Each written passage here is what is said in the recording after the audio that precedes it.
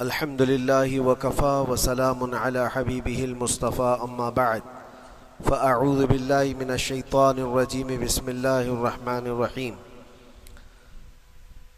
أرأيت من اتخذ إلهه هواه أفأنت تكون عليه وكيلا أم تحسب أن أكثرهم يسمعون أو يعقلون إنهم إلا كالأنعام بل هم أضل سبيلا صدق اللہ مولانا العظیم۔ بارگاہ رسالت معاب صلی اللہ علیہ وسلم میں درود پاک کا ہدیہ پیش کریں۔ اللہم صلی علی سیدنا و مولانا محمد معدن الجود والکرم وآلہ واصحابہ الکرام وابنہ الکریم وبارک وسلم صلاة دائمتا سرمدا ابدا۔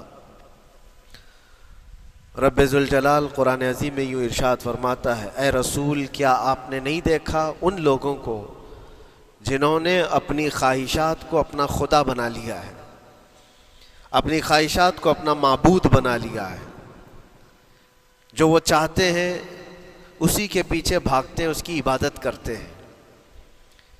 اور اللہ تعالیٰ فرماتا ہے، اے نبی کیا آپ ایسوں کی سفارش کریں گے اور ایسوں کے آپ وکیل بنیں گے جو اپنے خواہشات کے پجاری ہیں؟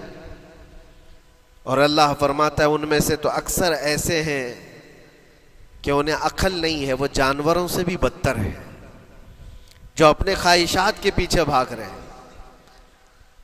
شیخ اعظم سیدنا محی الدین ابن عربی رحمۃ اللہ تعالی علیہ، ان کی کئی چیزیں لوگوں میں ایسی بھی مشہور تھی کہ شیخ محی الدین ابن عربی ایسے ایسے الفاظ بول جاتے ہیں جو شریعت میں ہوتے نہیں ہیں۔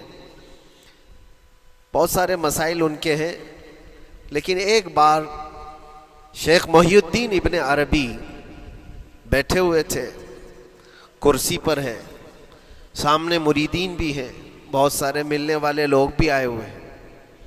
اسی اثنا میں انہوں نے ایک جملہ ایسا کہا، واقعی اگر آپ کے سامنے بھی ایسی بات آئے تو آپ بپھر جائیں۔ شیخ محی الدین ابن عربی کہتے ہیں، اے لوگوں جو تم سب یہاں میرے پاس بیٹھے ہو، تمہارا خدا میرے پاؤں کے نیچے ہوتا ہے، تمہارا خدا میرے قدموں کے نیچے ہوتا ہے۔ سب ظاہر سی بات ہے، جیسے ایسا جملہ سنا تو اٹھ کر کے لوگ بھاگنا شروع ہو گئے کہ آدمی کافر ہو گیا۔ شیخ اعظم ہیں یہ حضرت محی الدین ابن عربی، جن کی بہت ساری کتابیں ہیں، تصوف میں آپ کا ایک بہت بڑا باب ہے۔ لوگ اٹھ کر کے ادھر سے ادھر چلنے لگ گئے کہ ایسے ایسے جملے بول رہے ہیں، یہ محی الدین ابن عربی کو ہو کیا گیا؟ خدا پیروں کے نیچے ہوگا؟ کفریہ جملہ ہے۔ سب تو چلے گئے، دو باقی رہ گئے جو مخصوص مریدین میں سے تھے۔ انہوں نے کہا کہ حضور جو جملے سنے ہم کو بھی کانوں پر یہ وزن لگ رہے ہیں، لیکن کیوں کہا آپ نے ایسا؟ اس کا کچھ معنی ہے؟ آپ جیسے عظیم المرتبت بزرگ سے ایسا جملہ کیسے ممکن ہے؟ انہوں نے فرمایا کہ ان سب کو بھی تو یہ پوچھنا چاہیے تھا میرے بولنے کا مطلب کیا ہے۔ فوراً بدگمانی کیا اور بھاگ گئے۔ تم دو باقی رہ گئے، میں بتاتا ہوں کہ میں نے یہ جملہ کیوں کہا تھا۔ تو کرسی پر بیٹھے تھے اور چٹائی نیچے بچھی ہوئی تھی یا قالین بچھی ہوئی تھی جس پر لوگ بیٹھے ہوئے تھے۔ آپ نے اپنے ان دو مریدین سے کہا یہ چٹائی اٹھاؤ۔ چٹائی اٹھائی تو دیکھا وہاں پر سونے کے چاندی کے سب سکے رکھے ہوئے تھے جو شیخ محی الدین ابن عربی کے پیروں کے نیچے تھے۔ کہا وہ جتنے آئے تھے وہ اسی کی عبادت کرتے تھے، اس لیے میں نے کہا کہ تمہارا خدا میرے پاؤں کے نیچے ہوتا ہے۔ وہ خواہشات کے پجاری ہیں، میں نے اللہ نہیں کہا۔ اللہ رب العزت وہ قادر مطلق ہے، میں نے کہا جس کی تم عبادت کرتے ہو، جس کو تم خدا بنائے رکھے ہو، وہ میرے پیروں کے نیچے ہوتا ہے۔ اور حقیقت ہے میرے عزیزوں، جنہوں نے خواہشات کے پیچھے بھاگنا شروع کیا، در حقیقت وہ اپنا خدا بنا چکے ہیں ان کو۔ کیا ایسا نہیں ہوتا ہے کہ جو بندہ ضدی طبیعت کا ہوتا ہے، چاہ لیتا ہے کہ یہ مجھے چاہیے تو چاہیے، یہ مجھے چاہیے تو چاہیے، یہ جو ضد ہے اپنی خواہش کو پوری کرنا، یہاں پر کہا گیا ہے کہ وہ اپنی خواہش کی عبادت کر رہا ہے۔ اس کے پیچھے بھاگ رہا ہے. اسی لیے اللہ کے نبی صلی اللہ تعالیٰ علیہ وسلم کی ایک حدیث میں آپ کو سناؤں. حضور اکرم صلی اللہ علیہ وسلم ارشاد فرماتے ہیں لا یؤمن احدکم حتی یکون ہواہ تبعا لما جئت بہ. تم اس وقت تک پورے مومن نہیں ہو سکتے جب تک کہ اپنی خواہشات کو میری مرضی کے مطابق نہیں بنا دو گے. حضور کے قدموں میں لا کر اپنی ہر خواہش کو قربان کرنا ہو.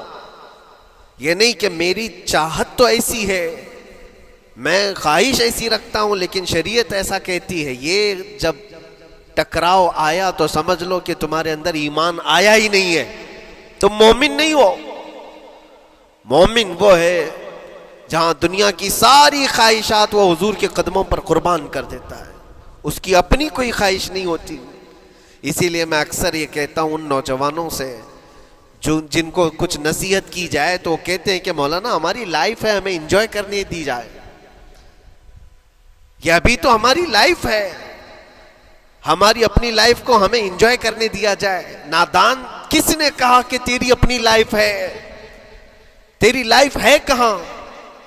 زندگی یہ نہیں کسی کی کسی کے لیے، زندگی ہے نبی کی نبی کے لیے. اور نہ سمجھ مرتے ہیں زندگی کے لیے، ارے جینا مرنا ہے سب کچھ نبی کے لیے.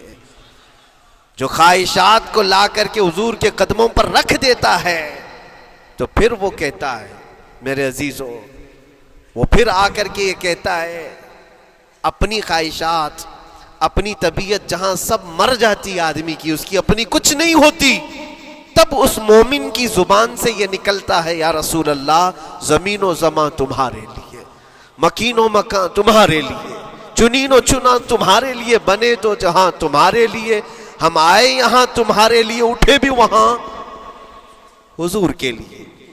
اس کا اپنا کچھ نہیں ہوتا.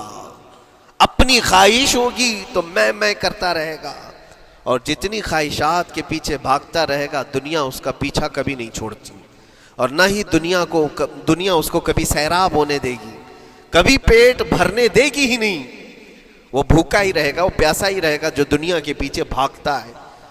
ایک مرتبہ سیدنا عبداللہ ابن مسعود رضی اللہ تعالیٰ عنہ غمگین بیٹھے ہوئے تھے، کسی بات کا غم ہوگا.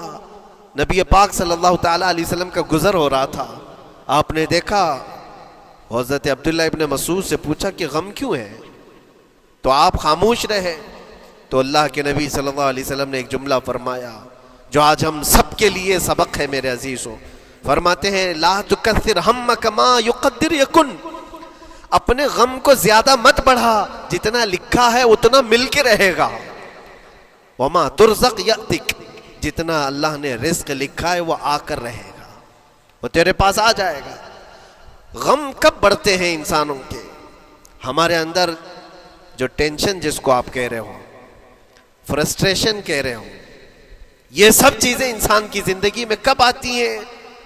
جب یہ اپنی لو اور اپنی خواہشات دنیا سے لگاتا ہے. خالق سے اگر لگاتا ہے تو پھر اس کے غم نہیں بڑھتے، بلکہ غموں کا مداوا ہے. اسی لیے بزرگوں نے فرمایا کہ اگر ٹینشن فری جینا چاہتے ہو تو انسانوں سے امیدیں کم کر لو، اللہ کی ذات سے یقین بڑھا لو، اس کی ذات سے یقین بڑھاؤ.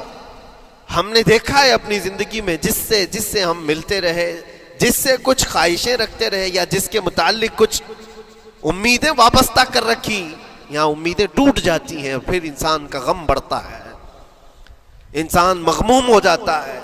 اللہ کی ذات سے جو وابستہ ہوا اور وہاں جو آس لگایا وہ ہر دن بشاشت کے ساتھ جیتا ہے، یقین کے ساتھ جیتا ہے.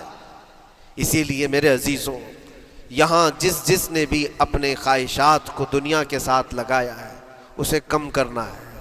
لا تکثر ہمک ما یقدر یکن. اللہ کے نبی فرماتے ہیں اپنے غموں کو زیادہ مت کر، جتنا لکھا ہے اتنا تجھے مل کر رہے گا. اس دار فانی میں، اس عمل کی دنیا میں ہم نے اپنے بہت ساری چیزیں پھیلا رکھی ہیں. ایک چیز میں آپ کو بتاؤں کہ کبھی کبھار میں دیکھتا ہوں موبائل کو، اب سب کے ہاتھوں میں موبائل ہے، اور کبھی کبھار یہ اسٹک بھی ہوتا ہے. اچھی کمپنیوں کے موبائل بھی اسٹک ہو جاتے ہیں، یا تو کبھی بہت زیادہ بیٹری گرم ہو جاتی ہے، اور موبائل بھی گرم ہونے لگتا ہے. پھر اس کا حل کیا ہے؟ ایکسپرٹ سے پوچھتے ہیں موبائل کبھی ہینگ ہو رہا ہے یا کبھی بہت بیٹری گرم ہو رہی ہے, اس کے ریزن کیا ہے؟ تو وہ ایکسپرٹ یہی بتاتے ہیں کہ اس کے اوپر اوور لوڈ ہو سکتا ہے, بہت زیادہ اس میں ڈاٹا جمع ہو چکا ہے اور پھر بیک گراؤنڈ میں ایکٹیو ہے بہت زیادہ, جس کی وجہ سے بیٹری ہارمفل ہے, بہت زیادہ گرم ہو جاتی ہے. یا تو پھر ایک ساتھ کئی چیزیں اس کے اندر ڈال دی جاتی ہیں تو اس کا پروسیس کم ہو جاتا ہے, سٹک ہو جاتی ہے. یہ تو موبائل ہے جو تمہیں سکھا رہا ہے. یہی چیز ہے دنیا کے ہمارے اس لائف میں, ہماری زندگی میں بہت زیادہ چیزیں اگر دماغ میں آ جاتی ہیں تو پھر دماغ گرم بھی ہو جاتا ہے اور سٹک بھی ہوتا ہے, ہر چیز سوچنے سے بھی عاری ہو جاتا ہے, صحیح طریقے کے فیصلے نہیں لے پاتا. اچھا نقصان کیا ہے اس کا؟ سیم ہم نے موبائل ایکسپرٹ سے بھی پوچھا, جب موبائل بہت زیادہ گرم ہونے لگے یا سٹک ہونے لگے تو اس کو کیا کرنا چاہیے؟ تو ایکسپرٹس بتاتے ہیں کہ اس کے ریڈیشن بہت زیادہ ہوتے ہیں اس وقت اور یہ نقصان پہنچا سکتا ہے.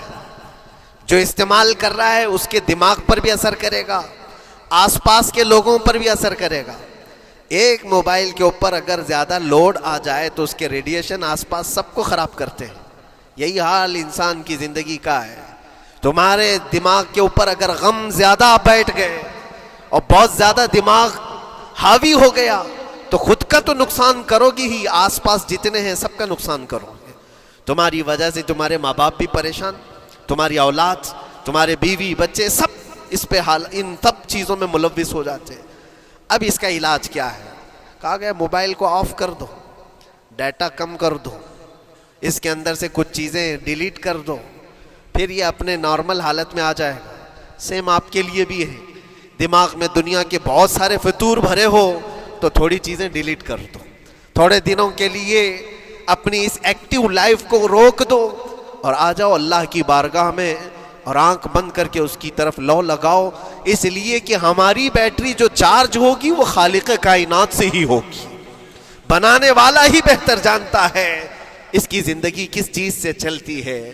اور اسی لیے کہا ہے, امام غزالی رحمۃ اللہ تعالی علیہ فرماتے ہیں جو بندہ اللہ کے ذکر سے کئی دن تک غافل ہوتا ہے تو مردہ لاش ہے جو چل رہا ہے, بازاروں میں جو چل پھر رہا ہے, ذکر الہی نہیں کرتا تو اس کی روح ختم ہونے کے قریب آئی ہے, یہ زندہ لاش ہے. یہاں زمانے ہو گئے, مہینوں بیت گئے, برسوں ہو جاتے ہیں, کتنے دن ایسے ہیں آپ نے اللہ کے ذکر کے لیے الگ سے وقت نکالا ہو؟ کہاں ہے وقت؟ نماز بھی ایسے پڑھ کر کے بھاگ جاتے ہیں جیسے لگتا ہے کہ کوئی چیز ہمارے اوپر سوار تھی, جلدی سے ہٹا دی اور بھاگ گیا.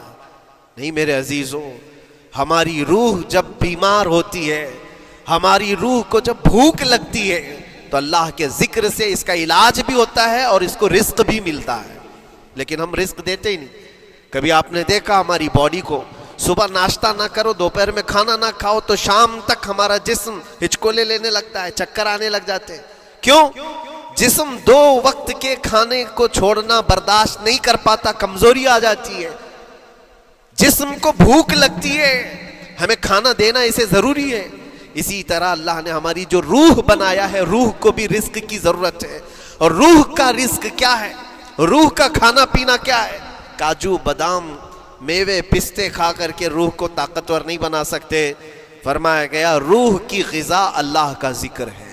جب بندہ اللہ کا ذکر کرتا ہے تو اس کی روح کو طاقت ملتی ہے اور روح کمزور نہیں رہتی, طاقتور بن جاتی ہے. عزیزان گرامی وقار, پھر میں خلاصتاً یہ بات کہوں گا کہ ہم نے دنیا میں اتنی ساری چیزیں پھیلا لی ہیں, اتنے سارے, جس کی وجہ سے غموں کا بوجھ ہمارے دماغ پر طاری ہے. اور ایک وقت وہ آئے گا جب ساری چیزیں چھوڑ کر کے فوراً بھاگنا پڑے گا, نکلنا پڑے گا. کچھ لوگوں کے متعلق کہا گیا ہے کہ روح نکلنے کے وقت اس کو بہت تکلیف ہوتی ہے, سب کے لیے نہیں. کچھ ایسے لوگ ہیں جن کی روح نکلنے کے وقت درد زیادہ ہوتا ہے, تکلیف زیادہ ہوتی ہے مرنے کے وقت. پوچھا گیا کیوں؟ کہا کہ یہ روح جو ہے اس کی ساری بنائی ہوئی چیزوں میں اٹکی ہوئی ہے, اس کی اولاد میں بھی ہے, اس کے مال میں بھی لگی ہوئی ہے, اس کے گھر میں بھی لگی ہوئی ہے, اس کے جائیداد میں بھی لگی ہوئی ہے. روح جب نکل رہی ہوتی ہے ان سب چیزوں سے بھی نکل رہی ہے. جہاں جہاں اس کی خواہشات لگی ہوئی تھی سب جگہ سے کھینچا جا رہا ہے، تو درد بڑھتا چلا جاتا ہے، تکلیف بڑھتی چلی جاتی ہے، اور پھر وہ جب دیکھ رہا ہوتا ہے خالی ہاتھ جا رہا ہو، تکلیف زیادہ ہوتی.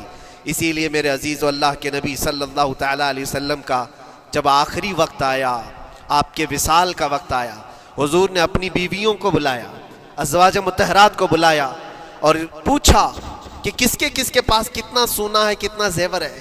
ازواج مطہرات نے کہا میرے پاس اتنا ہے، ان کے پاس اتنا ہے. سب نے اپنے چاندی سونے کے زیورات لا کر پیش کر دیا. حضور پاک صلی اللہ علیہ وسلم نے فرمایا اے میری بیویوں، اے میری ازواج، اگر تم چاہو تو یہ سب اللہ کی راہ میں خیرات کر دو، اللہ کی راہ میں اس کو وقف کر دو، خیرات کر دو. بیویوں نے پوچھا یا رسول اللہ صلی اللہ علیہ وسلم، کیا آج سے سونا چاندی پہننا حرام ہو گیا ہے؟ کیا ہمارے لیے ناجائز ہو گیا ہے؟ نبی پاک صلی اللہ علیہ وسلم نے فرمایا نہیں، زینت تو تمہارے ہی لیے ہے، سونا اور چاندی تمہارے لیے ہے، حرام نہیں ہے، ناجائز نہیں ہے. لیکن میں دیکھ رہا ہوں میری زندگی کا آخری وقت آ گیا، میں رب ذوالجلال کی بارگاہ میں جانے والا ہوں. میں یہ چاہتا ہوں کہ اس حال میں دنیا سے جاؤں کہ میرے گھر میں سونا چاندی کا کوئی ٹکڑا پڑا ہوا نہ ہو اور اللہ کی بارگاہ میں فقیر اٹھایا جاؤ. یہ نبی پاک صلی اللہ تعالیٰ علیہ وسلم کی خواہش ہے کہ میں اللہ کی بارگاہ میں اس حال میں جاؤں کہ میرے گھر میں کوئی چیز رکھی ہوئی نہ ہو، سونا اور چاندی، مال و دولت. کیونکہ میرے عزیزو اسی سے اندازہ کرو انسان اپنی خواہشات میں اتنا گھر جاتا ہے کہ اس سے نکلنا اس کے لیے مشکل ہوتا ہے. اور روح نکلنے کے وقت یہی تو تکلیف ہوتی ہے کہ کہاں کہاں کیا کیا بنایا تھا، کتنا جمع کیا تھا، حساب کرتے کرتے اس کی روح نکل جاتی ہے. ہم نے دیکھا ہے، میں اپنا ایک تجربہ بتاتا ہوں. عمرہ سے ہم واپس آ رہے تھے، 40 لوگوں کا قافلہ تھا. ایئرپورٹ پر پہنچے، بہت تاخیر ہو چکی تھی اور فلائٹ کا وقت بہت کم رہ گیا تھا. اور حاجی لوگ ماشاءاللہ جاتے ہیں تو خوب بھر بھر کر کے سامان بھی لیتے ہیں، کیا کیا سامان تھے سب کے پاس. اور ہمارا بار بار جانا آنا ہوتا ہے، میں کبھی کوئی زیادہ چیزیں رکھتا نہیں. ہم تو آگے نکلے، گروپ پورا تھا اور سارے لوگ سامان لے کر کھڑے تھے. وقت گزرتا گیا، فلائٹ جہاں چیک ان ہو رہا تھا سامان، انہوں نے کہا کہ 25 کلو سے زیادہ کا الاؤڈ نہیں ہے، اور یہاں 40 کلو لے کر بیٹھے ہوئے تھے. میرا تو تھوڑا سا لے لے، تیرا تو تھوڑا سا لے لے، ایک دوسرے کو پیش کر رہے ہیں. 3-4 لوگوں نے تو مجھے پکڑایا کہ آپ کے پاس سامان کم ہے مفتی صاحب، آپ تھوڑا سا ہمارا لے لو. جس کا لے سکتے تھے لے لیا. پھر اس کے بعد 1 گھنٹے سے کم ٹائم بچا تھا، انہوں نے کاؤنٹر کلوز کر دیا. میں نے دیکھا 20 سے 25 حاجی ایسے ہیں جن کا سامان بکھرا ہوا ہے، اور کیا لے جا سکتے ہیں ہاتھ میں، وہ بھی 7 کلو 8 کلو اتنا ہی تھا. ان کی خواہشات میں دیکھ رہا تھا، کوئی مسلح اٹھاتا ہے، کوئی کھجور اٹھاتا ہے، کوئی کہتا ہے نہیں میرے بچوں کے لیے کھلونے لیا تھا اس کو لے لیتا ہوں. وہ لے لو تو مسلح چھوڑنا پڑتا ہے، یہ لے لو تو کھجور چھوڑنا پڑ جاتا ہے. کسی نہ کسی طرح سے وہ لوگ آخری وقت 2-4 چیزیں لے کر کے نکل رہے تھے، اور بکھرا ہوا پورا سامان ایئرپورٹ پر ایسے ہی موجود تھا. 1-2 کلو نہیں، کتنے کلو کا سامان چھوڑ کر کے یوں ہی آنا پڑا. یا تو پھر فلائٹ کے سفر پہ جاؤ یا سامان میں لگے رہو، 2 ہی آپشن تھے. اور کون وہ چھوٹے سامان کے لیے اپنا سفر ملتوی کرتا. واپس آئے، حسرت بھری نگاہوں سے دیکھتے رہے اپنے سامان کو. اور پھر اندر آ کر جب بیٹھے، میرے ذہن میں یہ بات گونجنے لگی، یہی حالت ہوتی ہوگی جب انسان دنیا سے جا رہا ہوتا ہے، جب یہاں سے رخصتی کا وقت آتا ہے اور ملک الموت سر پر آ کر کھڑا ہو جاتا ہے. روح نکلنے کے لیے بھی تھوڑا سا وقت باقی ہے، بس منٹوں میں بھی نہیں رہ گیا. جب اس کو نظر آتا ہے، اب یہ سوچتا ہے اتنی نمازیں باقی رہ گئی، اتنی زکوٰۃ بھی رہ گئی، حج بھی تھا، اور بھی کچھ چیزیں کسی کے دینے کے باقی تھے، قرضے بھی تھے. کس چیز کی نصیحت کروں، کس چیز کی وصیت کروں؟ فلاں جگہ ایک گھر خرید کر کے اس کے ڈاکیومنٹ تو وہاں رکھا تھا، بیٹے کو بھی نہیں بتایا، بیٹی کو بھی نہیں بتایا، پتہ نہیں کس کے ہاتھ لگ جائے گا. یہ خواہشات گھومتی رہتی ہیں، وہ کسی کو بتا بھی نہیں پاتا. ادھر ملک الموت روح نکال کر نکل پڑتے. یہ انسان کی شارٹ لائف ہے، مختصر سی زندگی ہے جہاں یہ خواہشات دھری کی دھری رہ جاتی ہیں. اسی لیے شیخ سعدی نے بہت اچھی بات فرمائی. ایک بادشاہ نے اعلان کیا تھا اپنے وزیروں میں سے ایک کو، اس سے بہت خوش ہوا اور کہا جا آج تجھے میں اتنی جائیداد دوں گا، اتنا اتنا اتنی زمین اتنی پراپرٹی دوں گا جتنا تو اپنے ہاتھ میں ایک لکڑی لے کر گھیر دے گا، جتنی زمین تو گھیرے گا اتنی تیرے نام لکھ دوں گا، لیکن اس کے لیے ایک شرط ہے، صبح یہ لکڑی لے کر تو راؤنڈ مارنا اور اتنا گول سرکل بنانا سورج ڈوبنے سے پہلے پہلے تک، جتنی زمین گھیر لے گا وہ پوری تیرے نام پر۔ اس نے سوچا کہ اتنی بڑی زمین میں گھیر سکتا ہوں ایک پورے دن۔ میاں ممبئی والے اچھی طرح جانتے ہیں 4x4 کی جگہ مل جائے تو یہاں کتنی بڑی غنیمت ہوتی، اور اس بندے کو بادشاہ نے کہا لکڑی ہاتھ میں لے لے اور لکیر کھینچ، شام ہونے سے پہلے جتنا کرے گا پورا تیرے نام پر۔ وہ نکلا اور جب لکیر کھینچتے کھینچتے جب چلنے لگا پیچھے مڑ کے دیکھتا تھا بہت لمبی ہو گئی ہے، اتنی زمین میرے نام پر ہونے والی ہے۔ دوپہر ہو گئی، وہ واپس آنا نہیں چاہ رہا ہے، واپس آ کر کے سرکل پہ ختم تو کرنا ہے جہاں سے شروع کیا تھا۔ سوچتا اور تھوڑا کرتے کرتے وہ اثر ہو گئی اس کی۔ اب اس کو لگا کہ واپس پلٹنا چاہیے، کئی کلومیٹر ہو گئے تھے، اتنے کلومیٹر کی زمین اب وہ اپنے نام پر کروانے والا تھا، لیکن جب واپس پلٹنے کا وقت آیا سانس پھولنے لگ گئی، کیونکہ صبح سے چل رہا ہے، کھایا بھی نہیں ہے پیا بھی نہیں ہے، جس چیز کو جمع کرنے کے لیے دوڑتا رہا۔ اب سورج پیلا پڑ گیا، ڈوبنا کے وقت قریب آنے لگا تو اب بھاگنا شروع کیا۔ بادشاہ اور اس کے وزیر انتظار کر رہے تھے کہ یہ لوٹے گا بھی۔ اب دیکھا بڑی دور سے یہ دوڑتا آ رہا ہے اپنی لکڑی کو لکیر زمین پر کھینچتے ہوئے کہ جلد سے جلد اپنے اس پوائنٹ پر پہنچ جاؤں جہاں سے شروع کیا تھا۔ سانس پھولنے لگ گئی، دوڑتے ہانپنے لگ گیا، سورج ڈوبنے کے قریب آ گیا، آخری کرنیں باقی تھی اور اس کا پوائنٹ بھی قریب آ گیا تھا۔ دوڑتے کسی طرح سورج غروب ہونے سے پہلے پہنچ گیا وہاں پر، لیکن کثرت سے بھاگنے کی وجہ سے ٹھوکر کھا کر کے گر گیا اور اپنے اس پوائنٹ پر لکڑی لا کر کے جمع کر دیا۔ بہت بڑا سرکل، بہت بڑی لکیر کھینچا تھا، لیکن ایسا گرا کہ دوبارہ اٹھ نہیں سکا۔ جب سپاہی اٹھانے کو آئے تو اس کی موت ہو چکی تھی، اس کی روح نکل چکی تھی، اتنا دوڑا تھا اس کی روح نکل گئی۔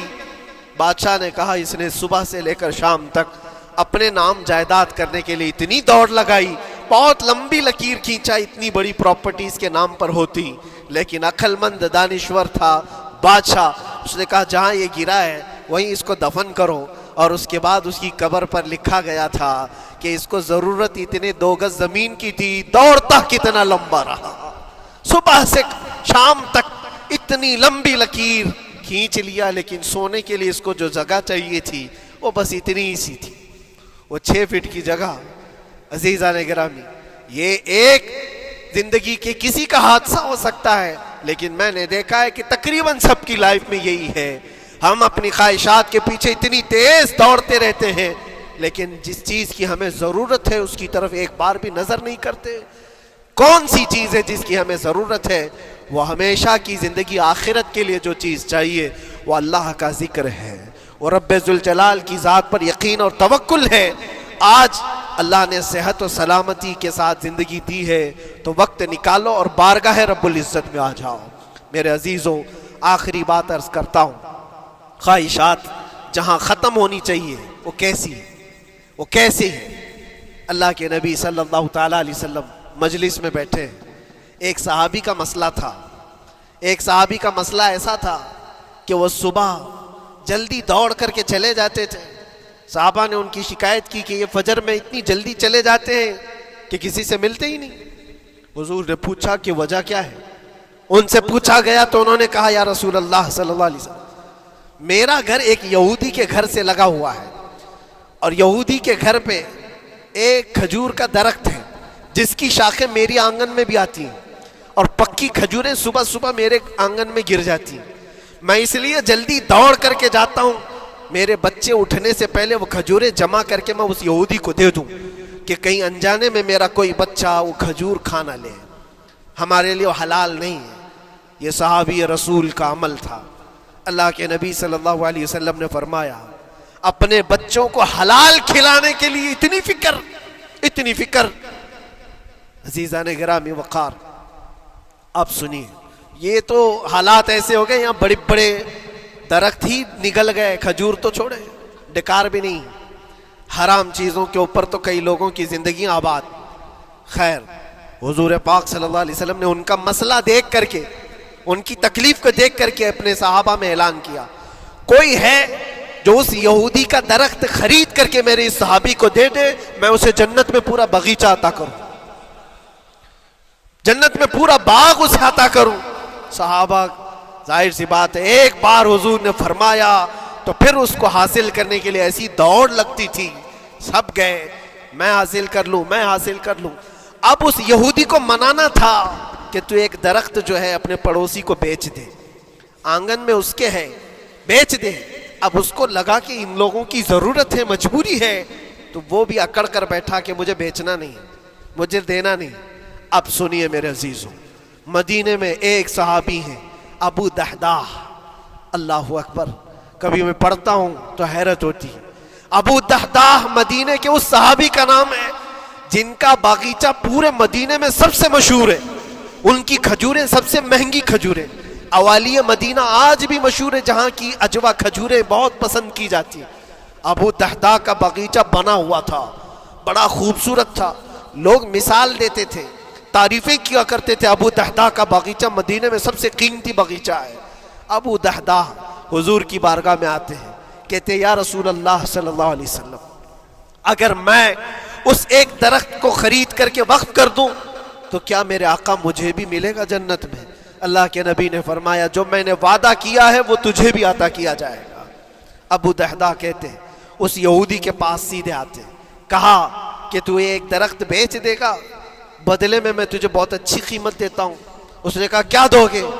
کہا مدینے میں ابو دحداح کا باغیچہ تمہیں پتہ ہے؟ اس نے کہا ہاں جانتا ہوں، نام بہت سنا ہوا ہے۔ کہا وہ پورا باغیچہ اس ایک درخت کے بدلے دے دیا جائے گا، ایک درخت کے بدلے دے دیا جائے گا۔ اس یہودی نے کہا کیا مذاق کر رہے ہو؟ یہ کیا مذاق ہے؟ میرے آنگن میں اگے ہوئے ایک درخت کی وجہ سے ابو دحداح کا اتنا قیمتی باغیچہ دے دیا جائے گا، یہ کیسے پاسبل ہے؟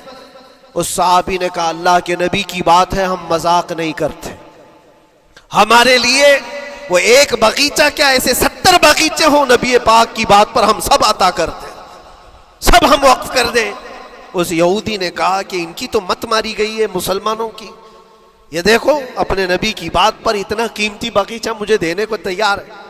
اور پھر اس نے سوچا سودا بھی تو اچھا ہی ہے، باغیچہ تو ملے گا ہی، لیکن جو میں درخت بیچ رہا ہوں یہ جائے گا کہاں؟ یہ بھی تو میرے آنگن میں ہی رہنے والا ہے۔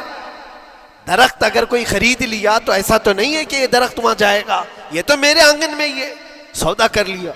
کہا بات اگر سچی ہے تو میں یہ درخت اپنے پڑوسی کو جو تمہارا دوست ہے مسلمان اس کو دے رہا ہوں، بدلے میں مجھے ایک باغیچہ دے دو۔ ابو دحداح نے اسی وقت لکھ کر کے دے دی، یہ باغیچہ تیرے نام کا ہے۔ سوچو میرے عزیزوں، جس کو سینچا ہو محنتوں سے، جس باغیچے کو سجایا ہو، وہ راستے میں کھڑے ہو کر کے اس کا سودا کر رہے ہیں، کس بات پر؟ حضور پاک کی بات تھی، رسول اللہ کا فرمان تھا۔ آئے، ان کی بیوی ان کے بچے، باغیچے میں ہی گھر بنا ہوا تھا، نہایت ٹھنڈا گھر ہوا کرتا تھا، وہ لوگ سکون کے لیے وہاں بیٹھتے تھے۔ ابو دحداح اپنے باغیچے کے دروازے پر آئے، پھاٹک پر، اندر نہیں آتے، باہر کھڑے ہو کر کے اپنی بیوی کو پکارتے ہیں۔ ام دحداح پوچھتی ہے، وہ آواز آتی ہے کیا ہوا اندر کیوں نہیں آتے؟ باہر کھڑے ہو کر ابو دحداح کہتے ہیں بیگم باہر آ جا، یہ باغیچہ بک چکا ہے، اب ہمارا نہیں ہے، سامان لے، بچے لے اور باہر آ جا۔ بیوی نے کہا یہ کیسے اچانک؟ نہ کچھ کہا نہ کچھ بتایا، لیکن وہ عورتیں دنیا دار عورتیں نہیں تھیں، وہیں سے اندر سے کہتی ہے ابو دحداح میرا تم پر یقین ہے، اگر سودا کیا ہوگا تو بہت بھاری سودا کیا ہوگا، ورنہ ابو دحداح کا باغیچہ مدینے میں بیچے جانے کے قابل نہیں ہے، کون ہے جو اس کی قیمت لگائے گا؟ میرا گمان یہ ہے کہ میرا شوہر اگر سودا کیا ہوگا تو بہت اونچا سودا کیا ہوگا۔ ابو دحداح نے کہا میری رفیق حیات باہر تو آ جا، میں تجھے بتاؤں کون سا سودا کیا ہے، باہر آ جا۔ بچوں کو لیتی اپنا سامان سمیٹتی ہے اور اسی وقت باغیچہ چھوڑ کر کے باہر نکل آئی۔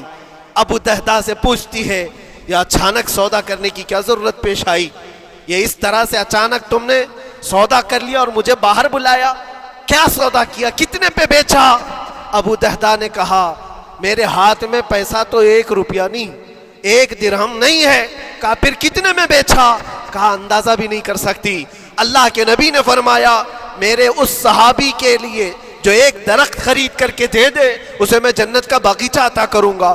میں نے اپنے دوست مسلم بھائی کے لیے اس کا درخت خرید کر کے وقف کیا ہے اور بدلے میں اس یہودی کو یہ باغیچہ دے دیا ہے۔ بیوی وہ نہیں تھی جو یہ کہتی کہ مت ماری گئی ہے تیری، گھر بیچ کے آ گیا، فلاں کر کے آ گیا۔ وہ دنیا دار عورت نہیں تھی، ہاتھ اٹھاتی ہے اور سر پر رکھتی ہے اور کہتی ہے ابو دہدہ مجھے تمہارے بارے میں یہی یقین تھا، قسم رب ذوالجلال کی اگر وہ یہودی اس باغیچے پر نہیں مانتا تو ہمارے پاس اور جو کچھ تھا سب دے کر کے ہم نبی پاک کی بات پر عمل کر لیتے۔ حضور کی بات تھی، وہ یقین تھا، دنیا دے دیا، خواہشات قربان کر دیا قدم مصطفیٰ پر۔ اسی لیے اقبال نے کہا ہے کہ جو کچھ بھی ہمارے پاس ہے وہ نام مصطفیٰ سے ہے، آبرو ماز نام مصطفیٰ، ہم سب کی عزت و آبرو مصطفیٰ کے نام سے ہے۔ وہاں اپنی خواہشات قربان کر دو، ختم کر دو، اپنے اندر کی جتنی چیزیں ہیں حضور نے فرمایا تو اس کے بعد اپنی طبیعت نہیں، اپنی خواہش نہیں۔ تم اپنے گھر پر سوچتے بیٹھے رہو گے کہ میرا گھر کیسے، میری بیوی کیا بول رہی ہے، میرا باپ کیا بول رہا ہے، میری ماں کیا بول رہی ہے؟ نہیں، وہ صحابہ کی زندگی یہ تھی، دنیا کیا بول رہی ہے اس سے ہمیں مطلب نہیں، میرے مصطفیٰ کیا فرما رہے ہیں۔ اپنی خواہشات وہاں پر۔ حضرت انس بن نزیر ایک صحابی ہیں، وہ حضور صلی اللہ تعالیٰ علیہ وسلم کے بڑے رازدار صحابی تھے۔